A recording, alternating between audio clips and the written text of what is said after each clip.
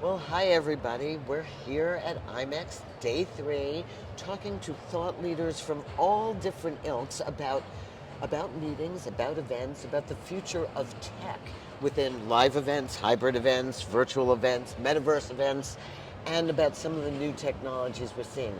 And we're really lucky now because we're here with Tess Vismale. And Tess calls herself an event rescuer. Okay, and is dressed in the best yellow I gotta have my honeypot blue dress. ever. So you're here as a hosted buyer, I am. and tell people like what does that mean? What do you have to do? Do you have to Well, sell your yeah, we soul? so you're hosted. Yeah, you have to sell your firstborn and then some. So I was actually hosted by IMEX, not one of the other suppliers. So we were required to take roughly or suggested to take at least 6 to 8 appointments a day to just make sure that you're here for the purpose of networking and hopefully booking and sitting with some suppliers And your while they're home's in here. Atlanta, Yes, I live in Atlanta. and you do book I events. do. I do. And so we were talking a lot about this yesterday with the folks from Freeman. I think people are looking for different kinds of venues, and tell me what you're seeing as kind of the trends and who you met with and I think what I'm seeing the most is almost generational, yeah. and then what I say, COVID-esque, if you will. So, um, what happens is a mentality around meeting is very different. I mean, even though as Americans we have this selective memory around things, but I think people are more spontaneous. They're having last-minute requests for meetings and events Yeah. more so than they used to before. You'll see even from a leisure perspective, there's more leisure travel that's taking place over weekends, where they're choosing to fly out of the country on a whim, and they want all-inclusive experiences where everything is kind of right there for you at your fingertips. You don't have to think about it, and highly engaging as well. Yeah. So, and you're They seeing want it a lot over. of They things. do, and then over on the, I would say on the meeting side, I think you're going to have that there are more and more smaller meetings or smaller engagement points for people to truly connect with one another, Yeah. as opposed to more and more huge general sessions. They, companies are still having them, but I think you're going to see more and more move away to more targeted content that's more designed specifically for you. Yeah, yeah, and experiential. And I laugh. As an older person, I had to sit through a 45-minute keynote I hated Oh my gosh. because I realize that's I what I don't had like to do. keynotes anymore. Yeah, I'm just over them. but then you flip that into how do you convince a sponsor to um, to sort of give up a little bit of their control and benefit, Yeah, right? well, you have to show them to me data, and you need to show them various different types of design elements, different from what's the standard in the past. And I think that's incumbent upon us as meeting professionals, especially planners, to really push that envelope and see what event design can really truly be. Yeah. So we hear so much about event design. So where do you think the big so AI certainly are do you feel like people are embracing AI as an event design tool? We're techie folks over Not here. yet. Not yet. I think they eventually will. I think the Event Design Institute, my friend Ruth, they created a system and a platform wherein you can really understand what the elements of event design for are and truly hone into what your attendees want and need and desire and focus Yeah. on all stakeholders instead of it being kind of like a one-way experience. So with that push, I think the industry is doing more and more around designing the event as opposed to just planning an event. That's a really good point. Designing, not just planning, and Right. really designing for um, magical touch points Yeah. and experiences. So the pandemic happened. Kids are in college. They're trying to learn the hospitality and travel business. What are you seeing coming? Are you seeing a match between how kids are being trained in schools and what's happening in the real world? Or More of a match, not a match, but more Mhm. of a match. I do teach a class at the University of North Carolina, Charlotte, in the event certificate program.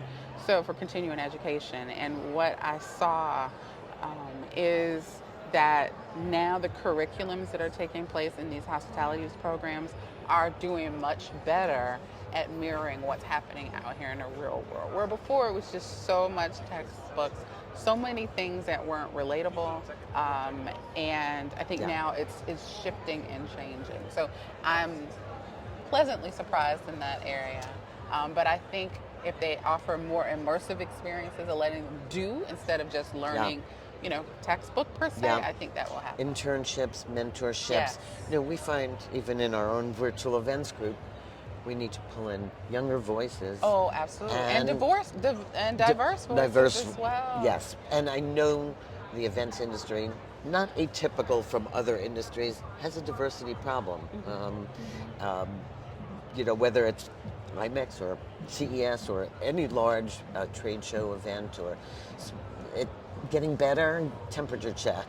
I think getting better. I think the awareness is there. I think COVID and during COVID time, people kind of stayed still a little bit. So the message that were happening around George Floyd and what happened with that, it's not like that incident was one incident that hadn't happened before. It's just kind of like the straw that broke the camel's back, That's right? And it was just time and place, really, truly. And I think now there are more and more people I've seen at our industry events who are really talking about DEI and B, who are actually advocates for it. People who are kind of being more vocal than before. Sessions that I've seen around it, even from a leadership perspective, as well as accountability. So I think people are getting more comfortable with sitting in the skin that they're in and hopefully representing all of humanity as opposed to just one aspect. But I do think it's the event planners, and I will say I was trained by CES, so I was trained by the best, and early on they made a commitment to diversity, and it was really hard. It was hard to find a person of color or gender difference or somebody to represent other than Silicon Valley bros on a panel, and women, and they were absolutely dead serious that your panel needed to reflect the world at large. And I applaud them and you for making that part of what you talk about. And so when people call you as the event rescuer, what's the most often situation you find yourself in? Oh my gosh. I'm like a unicorn in a sense. They call me for everything. Tess, what do you think about this technology? What is the best? Matter of fact, question happens, what really can I do to plan? Is there a tech that'll help me to plan the event? Because there's so much technology out there that says it's all in one, that says it's event management, but it's only maybe one or two that would even have begun to tackle the project management aspect of it. So people are asking me those kinds of things, and kind of what's going on for the future. How do I need to do this? Because they think of me as a tech person. I mean, I like executing the event and utilizing tech to streamline the processes.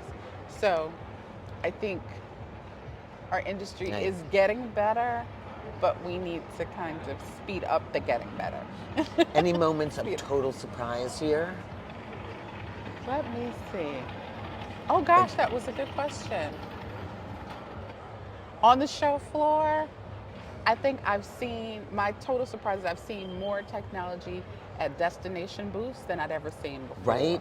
Holograms, glasses. All of the things that we definitely didn't. And then you're used to in CES, but definitely not necessarily at this show. Usually it's just kind of like in a certain area, but I'm seeing more and more of it kind of integrated in it, and as well as the session titles and topics have been more pushed towards technology. Absolutely. So if we want to stay in touch with you, which we do, we should follow you. Why don't you, we're going to chroma key your last name. Everybody should follow you on LinkedIn. Yes. Oh, absolutely. You've got podcasts going on. I do have a podcast. It's called Event Tech Pull-Up. Yes. Event Tech Pull-Up. Yes.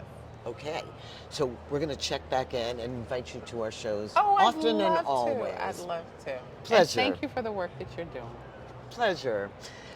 Thank you.